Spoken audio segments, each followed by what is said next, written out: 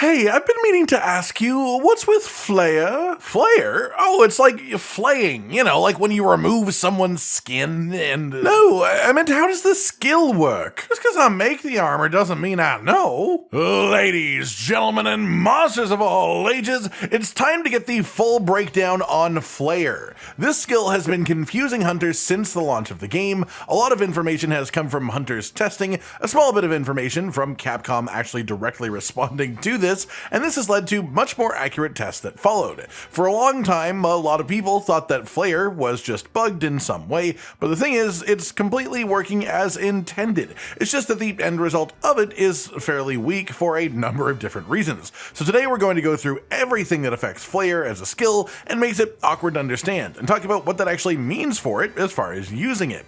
Before we get into Flayer itself then, you first have to understand exactly how wounds work as a mechanic. As you apply damage to a monster part, you will build up wound damage. This is a hidden stat, sort of like part damage as well, which affects when you break parts. So each part has its own thresholds before you will open up a wound, and this happens in 3 stages. After you apply enough damage, you will start a stage 1 wound, a pre-wound, or a tear. These are all the terms that I've seen people used for this. This tells you that a wound is about to exist, unless you do some unique focus strikes like sword and shield, actually opening the wound slightly earlier. The next stage then is the full wound, which is when you can see the proper red glow around the part when you're in focus mode. Then after you have popped a wound, it will then scab over for around 30 seconds or so and create a scar. While the scab is active, you cannot build up more wound damage. On top of this, each body part can only be wounded a set number of times across a hunt, which means if you are always focusing on the weakest body part of the monster, you will eventually hit your limit of wounds and not be able to make more. However, you can generate multiple wounds on the same body part at the same time if you hit that same part in a place that doesn't damage the wound itself. The important parts of this for helping understand Flayer are the wound stages themselves and how those work, the scarring and the fact that you can't apply wound damage to a scarred part, and then the limit to how many wounds you can get on each part across a hunt. That said, now we can talk about the skill itself, Flayer. This reads as making it easier to open up wounds and also causing pops of non-elemental damage after you have done enough damage to a part of a monster. This skill description and its extreme vagueness has left a lot of people rightfully quite confused about what the skill actually does. The actual numbers for this then that are hidden and were data mined are that Flayer increases wound damage buildup when it activates by 5% per rank for the first 4 ranks, and then 10% at the last rank for a total of 30% bonus wound damage increase at full 5 ranks. The reason the earlier context matters though is that we now know that regardless of this 30% wound damage increase, this won't generate more wounds across a hunt. It will generate the same number of wounds, but faster. Or potentially it could allow you to get more wounds on like secondary body parts, but if you are hunting for efficiency, if you're only attacking the weakest parts of a monster, Flayer will speed up wound generation on those parts, but it will never create more wounds than you would otherwise have because wounds have limits. As well, you may have noticed that I said when it activates, Flayer works sort of like a status, with Blast being the best comparison. Most weapon attacks have a 1 in 3 chance of activating Flayer's bonus, which is an increase to wound damage and then slow buildup on that extra pop of damage mentioned in the skill.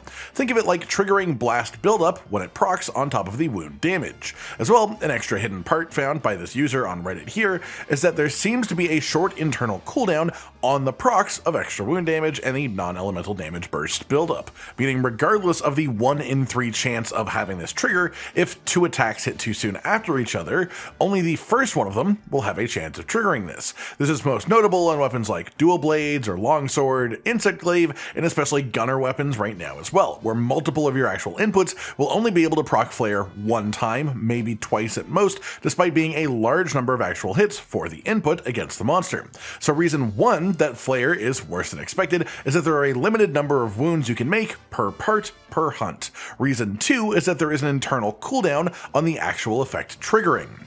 Reason 3, even aside from those issues, there are a ton of weapon attacks that simply do not have any chance to trigger the Flayer wound damage or burst buildup either, confirmed by Capcom themselves with an official entry on the Monster Hunter Wilds website question and answer section. This list has been slowly added to as more people test this and mess around with this, and more people are finding more and more attacks that actually fit this list, and it now includes all focus strikes, sacred attacks, mounting attacks, sneak attacks, offset follow-ups, and power clash, which affects a whole bunch of the different weapons just as a general function, and then there's just a whole bunch of attacks for each weapon individually that don't work with Flayer either, so I'll be letting each of these weapons' attacks play through on the screen visually, as there are quite a lot of them, and most people honestly only care about the actual attacks that matter for their own weapons of choice. The long and short of this, though, is that none of these attacks that are going by right now for these weapons can trigger that 1 in 3 chance effect. Flayer does not work for them in the slightest, it doesn't increase wound damage, it doesn't give you the build up on the actual burst damage either, and there isn't a single weapon that has none of these attacks. Not to mention, earlier I brought up that after popping a wound, that part gets a scar for around 30 seconds, preventing wound damage buildup after the fact. Well, as for the actual burst damage buildup part of the skill 2, you cannot apply that to a monster part that has the pre-wound, if it has an active wound, or if it has the scar after popping a wound either. So the actual buildup application of this sort of false status is really, really low. As a result of all of these things, Flayer as a skill is bad. For reference, as well as for the actual pops of damage, they still have all of these same restrictions as far as the internal cooldown and not being applied by certain attacks, so usually you can only get 1 or 2 procs of this through a hunt, depending on your weapon. At rank 1, the explosion does 140 damage when triggered. At rank 5, it does 280 damage when triggered, which isn't a bad amount if it happened more often, but getting that to happen a couple of times per hunt at most is worse by a fair amount than something like Blast. Combine that with the extra wound damage not really being helpful, and the fact that the skill takes 5 ranks to reach its full effectiveness, and it should be pretty clear now exactly what is going on with Flayer. And of course, all these conditional things are why there was a week or so where people thought that rank 2 Flayer was better than rank 5 Flayer. The truth is, rank 2 isn't better than rank 5, but rank 5 is so bad that you couldn't even tell. Wounds are more complicated than they seem at first glance. Flayer itself has a very vague description, and the actual interaction between the mechanics and the skill make the skill much worse than it might appear at first glance. There's a lot of bits that aren't obvious to it, and that's why it has taken us this long to properly, fully understand the skill. But hopefully this is it now. Hopefully we've got it this time. Hopefully there isn't a whole other missing layer to Flayer, like an onion that still has peeling to be done.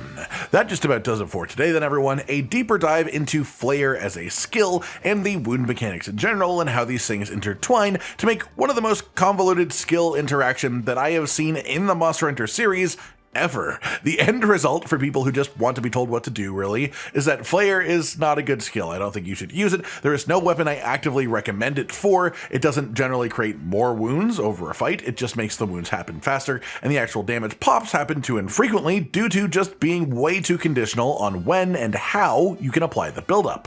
Right now, it is a very niche skill with quite minimal value, and that is honestly pretty much it. If you liked the video, subscribe with the notification bell for more, and most importantly, ladies and gentlemen, until next time, stay sweet. Josh, Cotton, and Hollow with the videos, dropping the humor like a hammer on your tippy toes, bringing entertainment on a daily arrangement to take our insanity and turn it into entertainment. Yes, I said entertainment twice, to reiterate that it is nice to look into your faces on a mostly daily basis when you let us in your homes to make the whole world a stage. Goodbye.